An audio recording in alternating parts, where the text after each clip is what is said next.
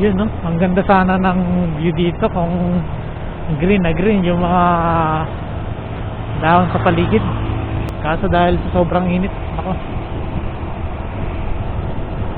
parang sinunog.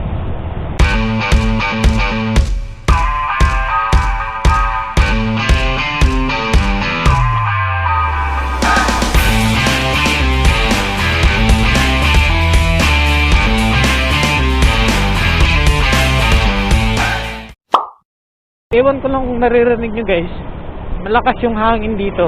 Kahit na tumigil ka, ramdam mo yung medyo malakas na hangin. Pero yung tindi ng init ay parang mahapdi sa balat. Dito sa amin guys, dito sa Masbate City, merong mga pasyalan dito na may enjoy ka talaga kapag pumunta ka dito. Yung karamihan talaga na magandang pasyalan dito ay yung sa tabing dagat. Kasi yung buhangin ay parang katulad ng sa Boracay na pino, tapos maputi, ganon. Yung XRM125 nyo ba guys ay hindi ba nagbago yung kanyang gas consumption kahit medyo matagal na sa inyo? Yung mga inabot na ng mga 1 taon, 2 taon hanggang mga ilang taon, hindi ba nagbago yung gas consumption ng inyong XRM125? Yung sa akin kasi ilang buwan pa lang at hindi ko pa nasubukang sukatin ulit kung ganoon pa rin ba yung kanyang gas consumption. Kasi ngayon ay hindi na katulad nung dating sinubukan natin ito na nasa break-in period tayo. So nung tapos na yung ating break-in period, ay napapatakbo na natin siya ng mga 70 pataas. Nung unang sinubukan natin ang kanyang gas consumption ay yung takbo lang natin ay nasa 40, 50 hanggang 60. Minsan umabot din tayo ng mga 70 pero hindi natin binababa doon. Kaya nung tapos na yung ating break-in period, nagpapatakbo na tayo ng mga 80, parang mga ganon. 80, 60, 70, 80, mga ganon. Hindi ko alam kung ganon pa rin ba yung kanyang gas consumption. Kung ganon pa rin katipid siya. Pero siyempre alam natin FI matipid talaga. Pero baka sa susunod natin ng mga susunod natin mga video, susubukan natin kung ganon pa rin katipid ang ating XRM125.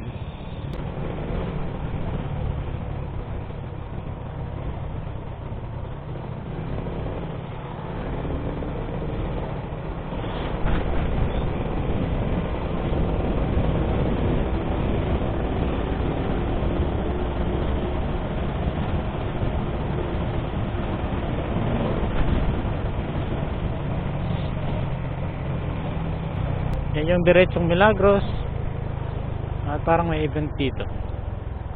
Dito tayo sa papuntang Balod. Yun, no? Ayan, parang may ano sila dito, ay parang festival. Ayan. Okay, so nandito na tayo guys sa crossing. Ito na yung papuntang Balod. Tapos ngayon papunta naman dun sa amin sa Aruroy yung diretso.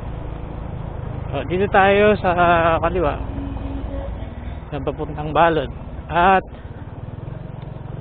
dito yung lugar na hindi masyadong madami yung sasakyan na dumadaan. Dun sa bandang unahan pa guys, hindi masyadong maraming sasakyan yung dumadaan at halos walang mga tao. Kaya siguro tingin ko lang mukhang mas safe siguro dito kung magta-top speed ka. Yung init hindi lang masakit sa balat, pati sa mata. Kahit naka-dual visor itong gamit nating helmet, pero parang masakit pa rin sa mata yung init.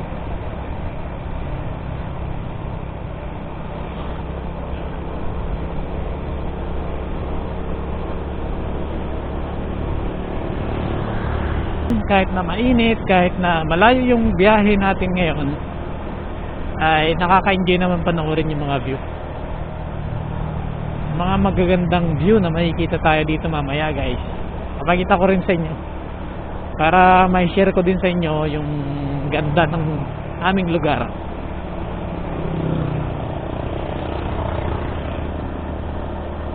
So gamit natin itong XRM 125 motard sa pagpunta sa mga lugar na pwede nating puntahan at pwedeng nating maipakita sa inyo ang mga magagandang view. Ayan.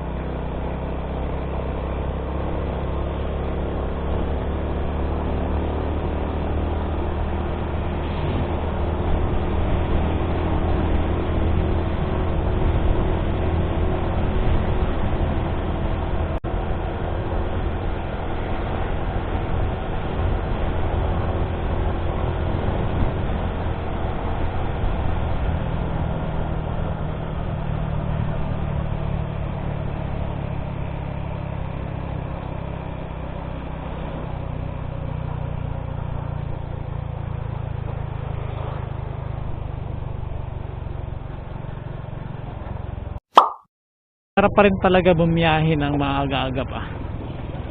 Kasi kapag ganitong oras na, nako, grabe. Kita nyo yan guys. Dahil sa sobrang init. Ayan no.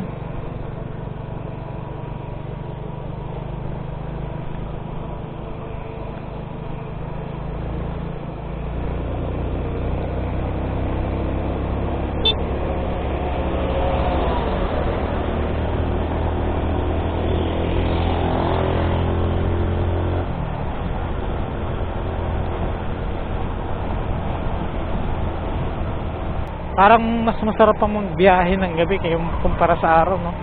Kasi kung araw tapos ganitong grabing init, hindi pa natin nasusubukan itong ating XRM 125 sa mga like yung mga grabing paakyat, diba? Dito sa amin guys, merong isang lugar na yung pasyalan ay nasa tuktok ng bundok, tapos may swimming pool doon sa taas.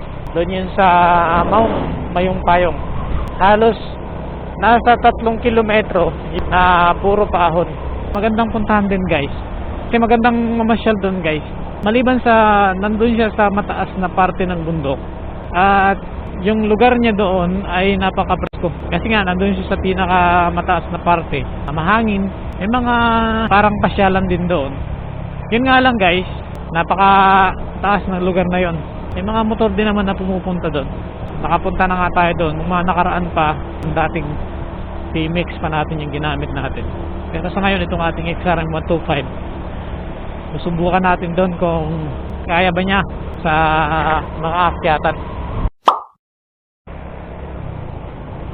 Yung mga bundok parang sinunog.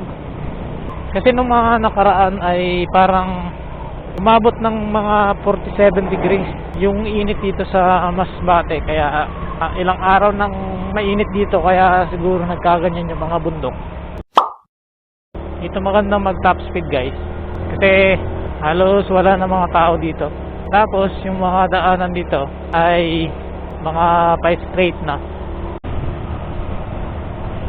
Pero may isang daanan talaga dito guys na parang hindi siya parang ano lang siya, straight lang na patag.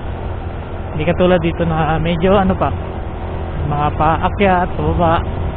Grabe yung mga daanan dito guys, so parang sinunog yung mga dahon. Sobrang init, ayan no.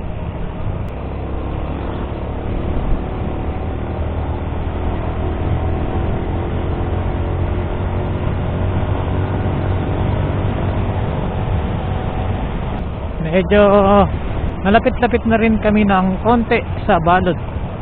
Minsan kapag matagal kang hindi nakakapag long rides, alam mo yung pakaramdam na parang naninibago ka, yung parang doon ka lang palagi sa biyahe mo, doon lang sa trabaho, bahay, trabaho, yung palaging andun lang. Kapag ka nag-drive ka sa ganitong malalayo na halos inaabot ka ng mga ilang oras, parang nakakapanibago kasi compare dun sa malapit lang na halos ilang minuto lang, tatayo ka na ulit.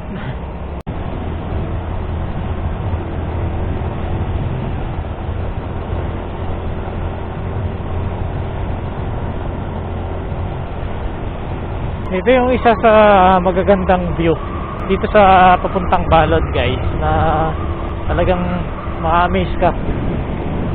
Kaya lang ngayon, dahil sa sobrang init, ayan yung makikita natin, imbis na green, alas natuyo na lahat yung mga maliban na lang sa mga malalaking puno at sa ibang mga dito. Dati nung dinadaanan namin ito, nung panahong hindi pa grabe yung init, hindi naman ganyan. Pero ngayon, ayan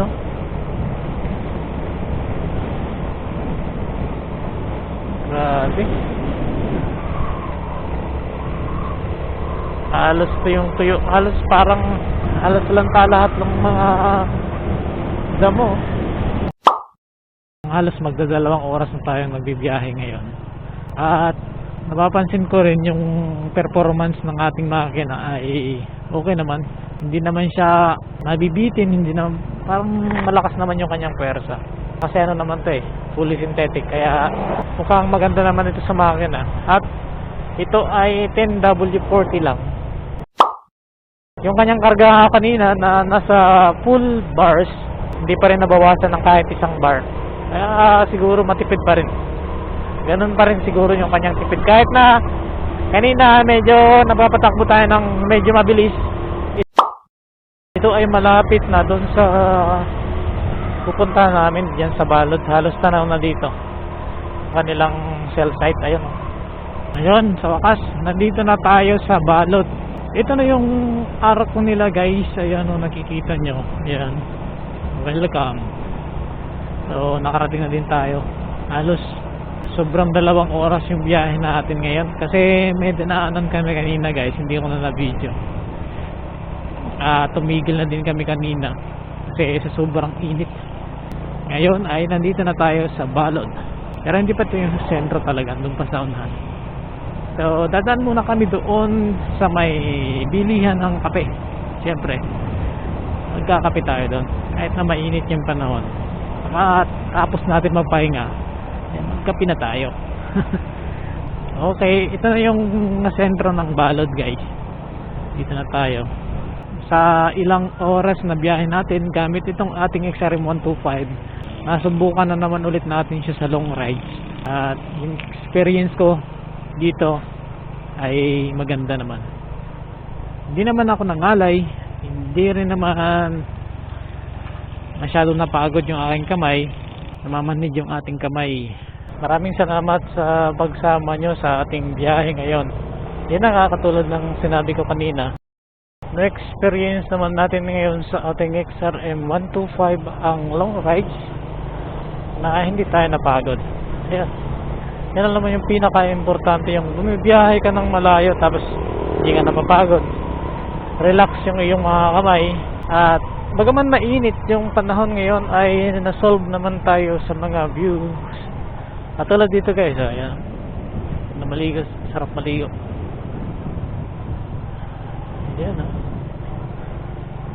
ayan.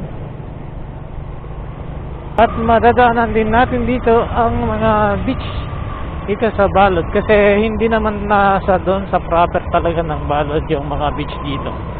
And dito siya sa bandang unahan. Dito maraming beach, iba't ibang klase ng beach. Ngayong panahon ng tag-init ay magandang maligo sa dagat. Maraming salamat sa panonood mo sa ating video. Hanggang sa muli, hanggang sa mga susunod nating mga videos, please like and subscribe. This is Nel Ride Moto. Ride safe always guys. Thank you.